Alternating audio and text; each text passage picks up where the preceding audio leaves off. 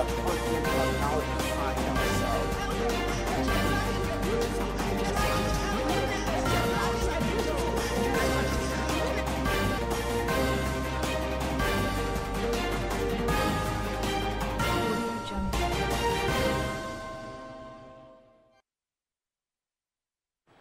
In the news tonight, President Buhari denounced killings in Zamfara state.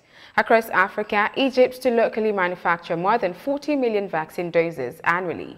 On the foreign scene, Russia has begun returning troops from Crimea, and in business, federal government to cut pollution by 20%. Into sport, Abeokuta Golf Club fixed May 25 for second Ladies Open. Details shortly.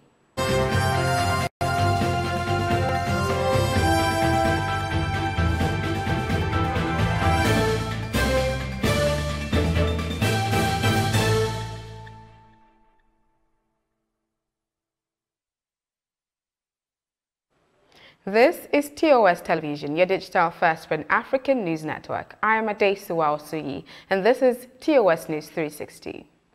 President Muhammadu Buhari has condemned the recent killings in Zamfara state by bandits. He stated that the increasing rate of killings and disregard for lives will be brought to an end in no time. The president went further to say all killings and violence on people must stop, and bandits should refrain from any thought that the government lacks the necessary capacity to bring an end to their attacks. He went further to direct all security forces to take necessary steps to stop all havoc and destructions carried out by the bandits and criminals, and assure the people of Zamfara there will be efforts to defeat the enemies against humanity.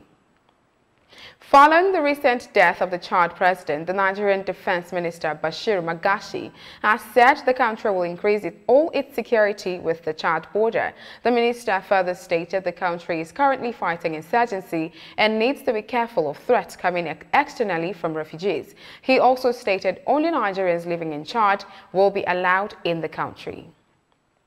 The Independent National Electoral Commission (INEC) has reorganized its departments and created more ahead of the 2023 general elections. This was contained in a press release issued on Thursday by INEC's National Commissioner and Chairman on Information and Voter Education Committee, Festus Okoye. According to the Okoye, the development is imperative as the general election is approaching. He further stressed that the review and realignment of some of its departments is meant to improve the effectiveness and management of its human resource. A defense attorney has offered to freely represent Jacob Zuma, the ex-president of South Africa, in his corruption trial scheduled for next month. The attorney, who is a human rights lawyer, Richard Spoo, took to his Twitter page to post his intention of offering his services to the ex-president free of charge. According to reports, Mr. Spoo stated he was not expecting his offer to be accepted, but will be thrilled to take up such an important and prominent case. The former president was charged with cases relating to fraud, money laundering, and state arms amounting to $2 billion, but denied all charges. This is your digital first Pan-African news network, TOS Television, and you're watching TOS News 360. For more stories from Africa and the global scene, when we return, do stay tuned.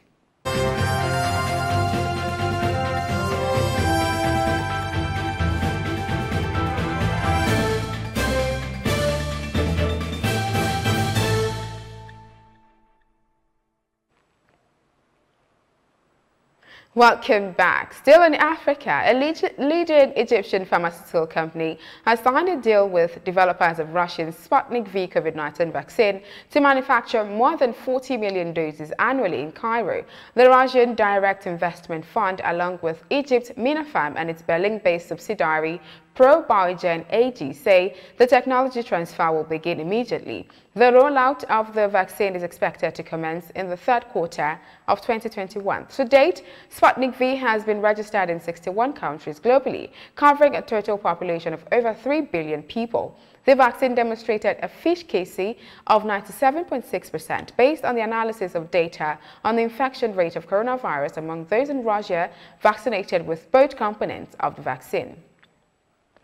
The United Nations 15-member Security Council on Thursday issued its first public joint statement on the continuing crisis, expressing deep concern about allegations of human rights violations, including reports of sexual violence against women and girls. The members of the Security Council called for a scaled-up humanitarian response and unfettered humanitarian access to all people in need, continuation of international relief efforts in a manner consistent with the United Nations guiding principle of humanitarian emergency assistance, and called for investigation and justice to the crime against humanity and sexual violence.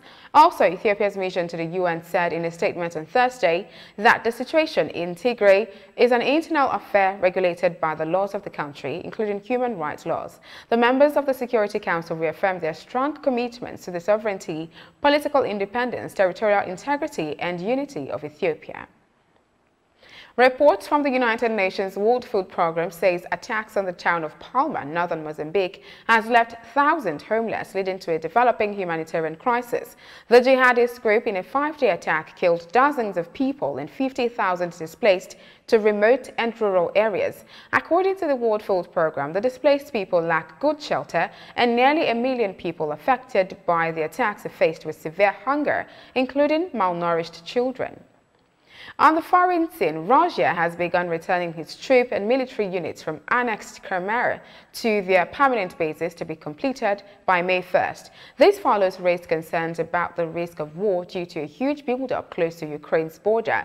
This was disclosed on Friday by Russia's Defense Minister Sergei Shoigu. Ukraine's Foreign Minister Dmytro Kuleba said in a statement, the troop withdrawal will not put an end neither to the current escalation nor to the conflicts between Ukraine and Russia in general. Ukrainian President Volodymyr Zelensky, who earlier challenged Russian President Vladimir Putin to meet him in the conflict zone, welcomed the decision to de-escalate tensions at the border. In a tweet, he said the reduction of troops on the Ukraine border proportionally reduces tension. He stated further that Ukraine is always vigilant, yet welcomes any steps to decrease the military presence and de-escalate the situation in Donbass. Russian-backed separatists have been fighting the Ukrainian government in the region since 2014. Over 100 Palestinians and 20 Israeli police were injured in clashes overnight in annexed East Jerusalem between far-right Jewish activists, Palestinians and Israeli police overnight of confrontations amid rising nationalist and religious tensions. The violence erupted as police tried to keep Palestinians and ultra-nationalist Jewish protesters apart. Israel has occupied East Jerusalem since the 1967 Middle East War and considers the entire city its capital.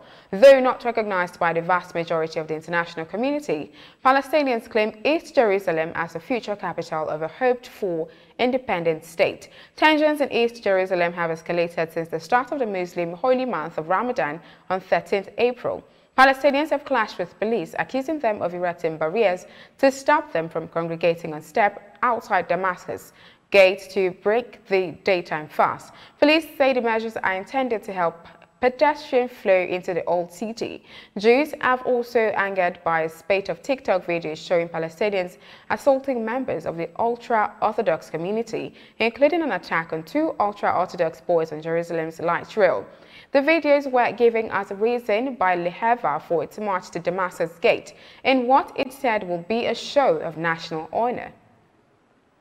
Imprisoned opposition leader and Kremlin critic Alexei Navalny says he's ending his hunger strike after getting medical attention and being warned by his doctors that continuing it would be life-threatening. In an Instagram post on Friday afternoon, the 24th day of his hunger strike, Navalny said he will continue to demand a visit from his doctor to address a loss of sensation in his legs and arms, but he said he would stop refusing food after getting examined by non-prison doctors. The 44-year-old politician, who was arrested earlier this year and is serving a 2.5-year sentence, began the hunger strike on March 31st to protest prison authorities' refusal to let his doctors visit after he developed severe back pain and numbness in his legs. Officials insisted Navalny was getting all the medical help he needs, but Navalny said he received effectively no treatment. This is TOS TV Network, your digital first for an African news network. You're watching TOS News 360. Stories on business, entertainment and sports. When we return, please stay tuned.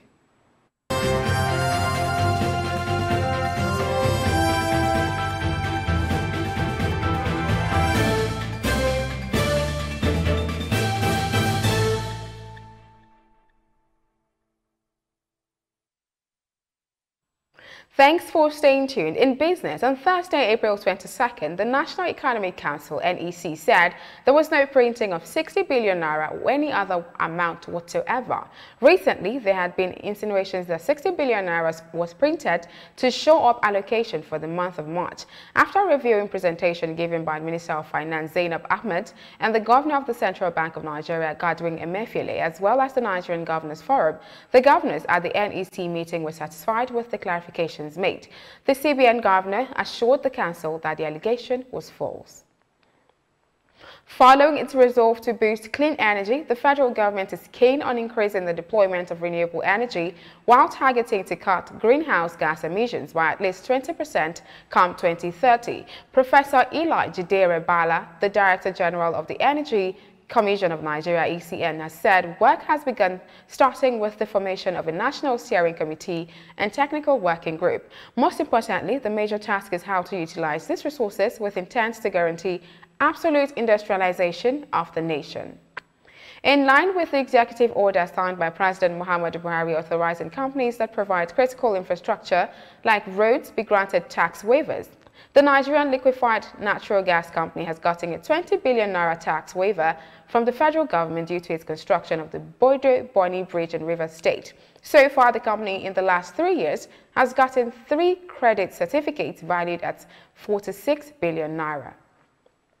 In entertainment, Nigerian actor Olarewaju James, who is 48 years old, popularly known as Baba Ijesha, was arrested by the Lagos State Police Command. Baba Ijesha, a popular Nollywood actor, I beg your pardon, for raping a minor. According to a statement from the police spokesperson, Muyiwa Adejobi, the rape case was reported to the police at the Sabo police station on 19th of April by one Princess Adekola Adekoya. The case was later transferred to the gender unit of the state CID Panti Yaba, Lagos, for more investigation. From the findings, it was revealed the suspect has been defiling the victims since she was 7 years old. The Commissioner of Police, Hakeem Ojumosu, assured justice will be served in the case. And in sport, Kelechi Iheanacho, Leicester City forward, has personally set a new scoring record after defeating West Brom 3-0 at the Premier League on Thursday. The goal scored was the 9th goal of the season for the Nigerian footballer. From the new record, Iheanacho has outdone his former record of 8 goals in the campaign, which he got after playing 26 matches at the Manchester City Football Club in the 2015-2016 season.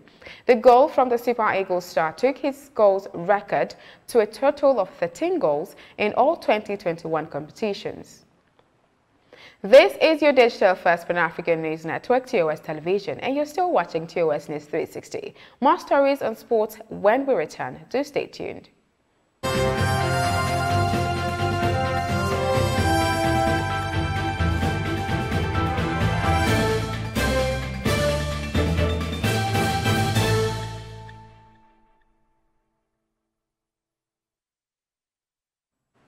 Welcome back. Still in sport, Kessie Agana Irayeton, lady captain of the Abeokuta Golf Club, has revealed the Abeokuta Golf Club is set to hold the second Ladies Open from May 25 to May 29, 2021. From the program schedule released by the club, the staff and children caddies competition will be held on May 25, followed by the invited professionals on May 26, and the ladies from handicap will hold theirs on the 27th of May.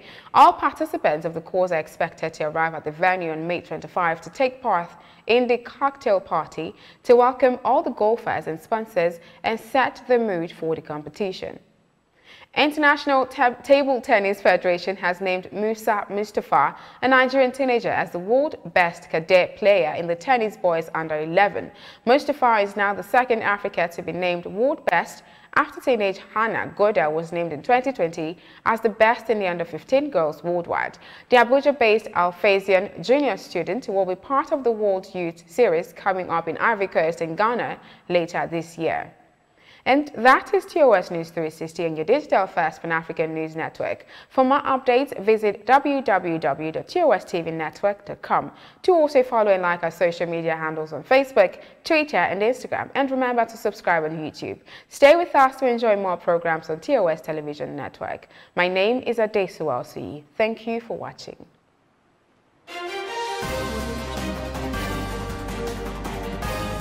But we as a continent have now defined ourselves